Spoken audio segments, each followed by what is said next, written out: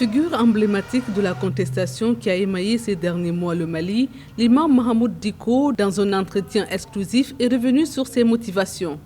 Pour lui, la situation sécuritaire que vit le pays depuis plusieurs années, exacerbée par une crise socio-économique et politique avec les élections, l'ont poussé à prendre ses responsabilités vis-à-vis du peuple malien pour éviter l'effondrement de la nation. C'est notre engagement pour la stabilité du Mali qui nous motive vraiment dans notre combat.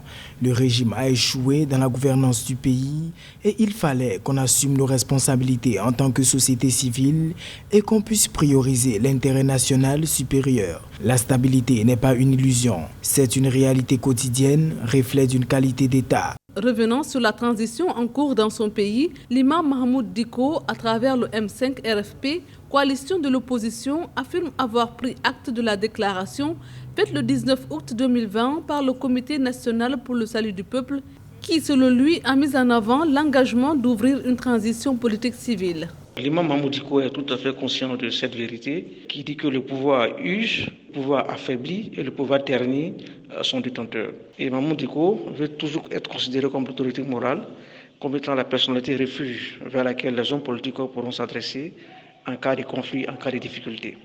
Il est évident que le mariage entre les religieux reste difficilement à sceller. Et Mahamoud Dicko est véritablement conscient de cela. De sortir de cette crise, il dispose d'un aura, il dispose d'une bonne image qu'il va vouloir éviter de ternir en s'engageant dans un combat politique en tant que tel. À travers son message, il invite tous les Maliens à cesser les hostilités et à s'inscrire dans une vision unitaire permettant de mutualiser les efforts en vue de relever les défis de développement et de paix.